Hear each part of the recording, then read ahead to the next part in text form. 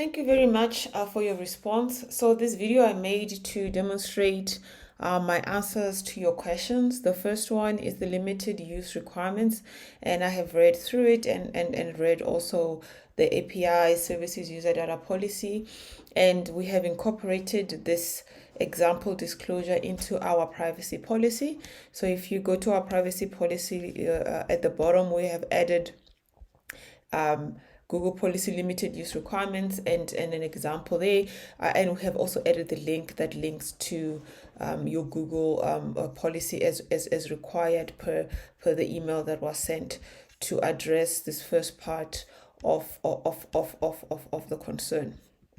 The second part is a little bit more involved, which talks about user consent for AI applications. And I think I must just spend a little bit more time explaining specifically what our AI application is and how we use the data that we collect from the Google API.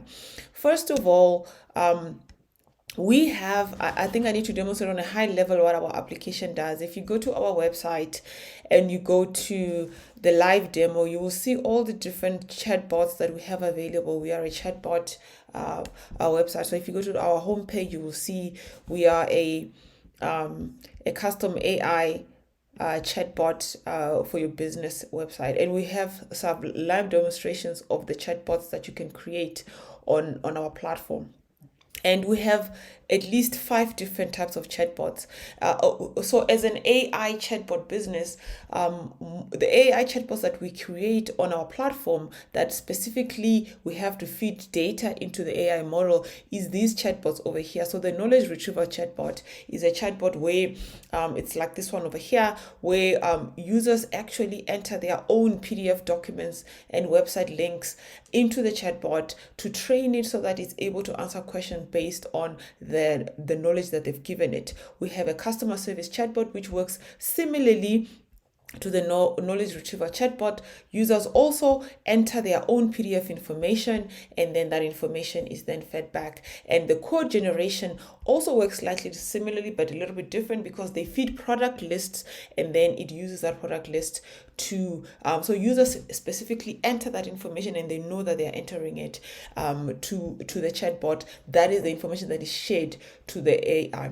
When it comes to the data collection chatbot and the appointment scheduling, they work slightly different. The appointment scheduling is the only chatbot out of our collection of AI products that we actually use the API integration for. We don't use Google Calendar information for knowledge retrieval, customer service, code generation, or data collection. We don't use we don't use the Google API information for any of that. We only use the Google Calendar because we only integrate in Google Calendar, and we only use it for the appointment scheduling for the sole purpose of being able to determine if there's going to be clashes between the appointments we have scheduled on our application and appointments that are available on the Google Calendar. As I demonstrated in my previous video, the calendar on our application looks like this. When we pull the calendar information from Google using the API, this is the information that we are interested in. We pull in the email address of the organizer, we pull in the start time, the end time,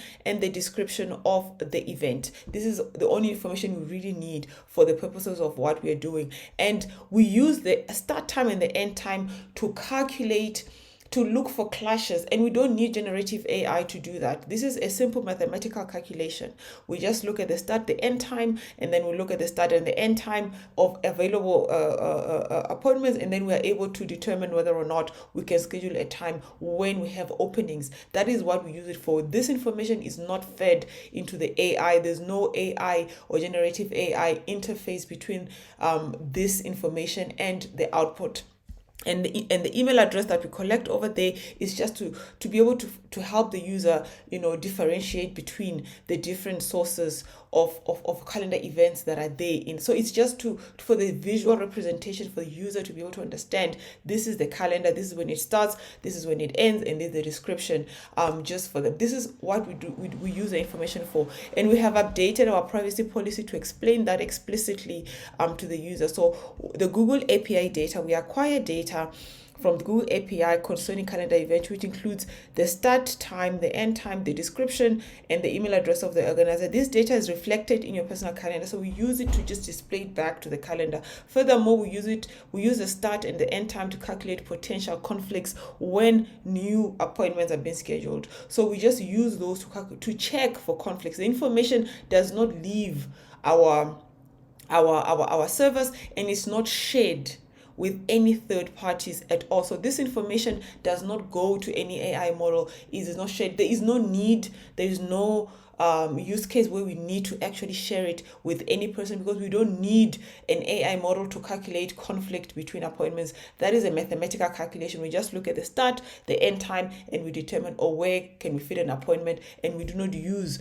AI to make that calculation. So I think it's important that I demonstrate that we are an AI application, but we're an AI application because we have multiple chatbot services we offer, and a lot of those chatbot services use AI, like knowledge retrieval and customer service. But the specific use case of the Google Calendar API, that one does not fit into these chatbots. We don't use the Google API for knowledge retrieval or customer service or code generation or data collection. These are different chatbots completely. And even in our dashboard, you will see people will have multiple chatbots that they create, and they can create as many chatbots as their pricing plan allows. And the chatbots have different functionalities. So only the chatbot that has the functionality of the calendar scheduling do they integrate the Google Calendar to. So they don't integrate it to the entire KaraboAI application. I think that's important to note, and therefore to answer this question, we actually do not send the information we get from Google Calendar to any AI model. And I hope that clarifies the use case and what we're applying for here. If not, I can, and you need more information, I can explain more, even show even the code that we're using to actually calculate the conflict, and to show that this code does not need any generative AI interface. It's just a mathematical calculation. Thank you.